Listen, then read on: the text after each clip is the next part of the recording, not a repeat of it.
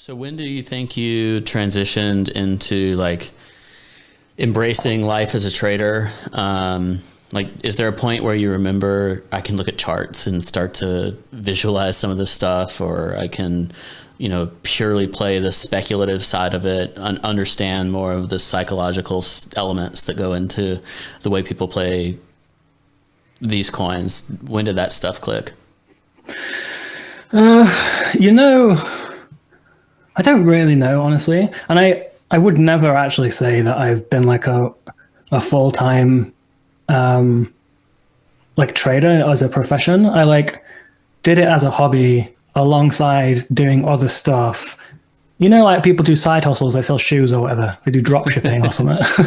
That was like what like trading or speculating was for me. And in that way, I think I was actually just an example of product market fit of like the new wave of Robinhood users, right? Like I was a person who didn't see a path to financial independence through the traditional system, and therefore realized you need to do something on the side, and you may as well make that thing have high upside. And I was very risk tolerant, so this like seems fine to me. This works, and I never feel like I was good necessarily as a day trader. Like, you have all this stuff now where like super sophisticated traders like arguing whether the price is a random walk or like Brownian like geometric motion shit, and then people doing variance and dependence tests to check, like say, oh no, it's actually not a random walk, and like market's not efficient on this shit, and they're fucking geniuses. And I don't care about any of that stuff personally. I can't do it. I'm never going to be good at it, and big respect to the people that are.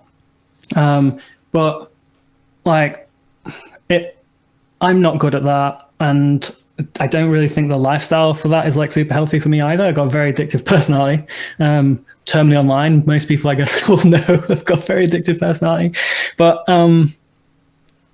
what I found myself good at was taking sort of an anthropological look at markets and just trying to look into the past to find answers about the future.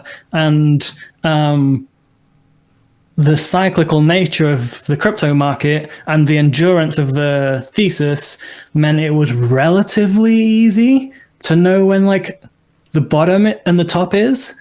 It's been much harder this cycle for Bitcoin because it sort of stopped looking so much like those previous cycles. And my entire view on the markets is very simple. It's just based on like what has happened in history.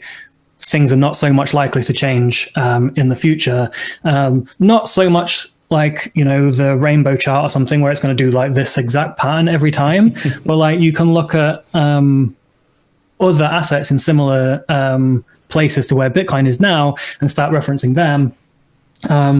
So I think it was partially just instinct. Like, I think this is a good place to buy. I think this is the bottom. If it goes much lower than this, it's over anyway. And like, this is parabolic and stupid now, and I'm very skeptical anyway, so I'll get out now. And I found taking those actions, like when I do think it's getting stupid and it looks parabolic, and de-risking or like taking money out of Bitcoin and putting in dollars for like a couple of months or years or whatever, made it so much easier to have conviction in the long term, because you didn't need to have conviction when you're sat at a minus 95% or minus 80%. You don't worry, it's going to come back. Instead, you just have to go, does this investment thesis still make sense? Yes, okay, this seems like a reasonable place to like start re-entering then. You don't need to buy the bottom, you only need to buy close enough to the bottom, you don't need to sell the top, you sell within 10-15% of top and it's fine. So I don't know. And then like I think people always put they can make stories about what happened and like sort of rationalize things different to how they were, right? So like I posted a tweet in like 2015 at the absolute bottom of the market saying longing the bottom or something, longing the bottom at 19166 or something like that. And I opened a long at the absolute bottom, And that looks cool, right? Like I was able to identify the bottom and long the bottom, but then like I didn't think it was the bottom for the next however many years. You kind of go like, there are still several scenarios where this can go down. Like it just looks cool because you say you were long the bottom.